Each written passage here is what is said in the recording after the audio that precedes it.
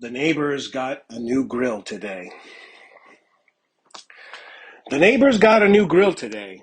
It was delivered by professionals around 9 in the morning. Two men had unloaded it from the truck and were struggling to walk it to the backyard because there is no pathway to use a hand truck. They got it back there and set it down and looked tired. They were done. They didn't even have the neighbors sign for it. 2 hours later, the wife is sitting out back, her back against her apartment's outer wall. She's having a cigarette. The window next to her opens, and her husband hands her a phone. She is holding her phone in her hand down by her waist.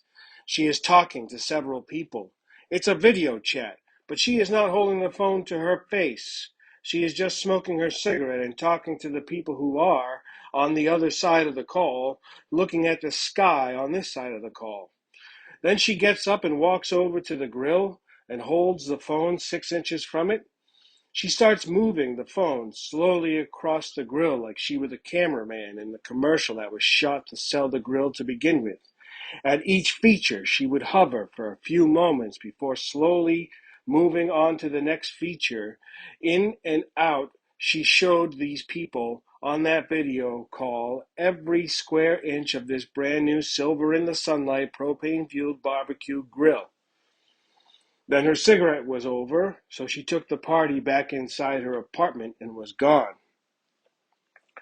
4 hours later, the wife's father is outside. His elderly body is knelt down by the grill.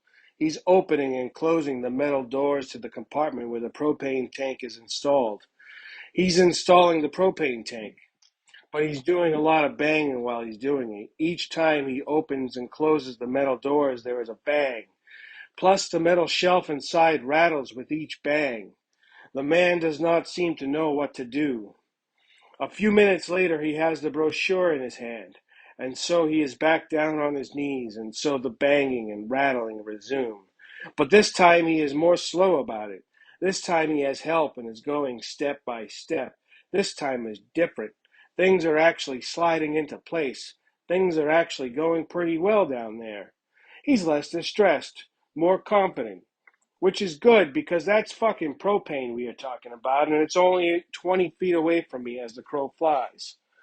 But the final bang was but a click. He was done, and he put the closet back door back in place, like he was closing a novel he had read in one sitting. He was at peace, and now I am tasked to wonder if I should be at peace as well. I would be banking it all on the premise that the man was sane enough to actually read and follow directions. I would be dropping my guard solely on having faith in another individual other than myself. An elderly man at that, who really seemed at first not to have a fucking clue about anything. What are my choices, though, right? And so the new silver grill sits there in the midday sun, beaming, looking as proud as the people who own it, waiting, waiting to be used, waiting for its purpose to be fulfilled, which I am fairly certain is going to happen within the next 2 hours.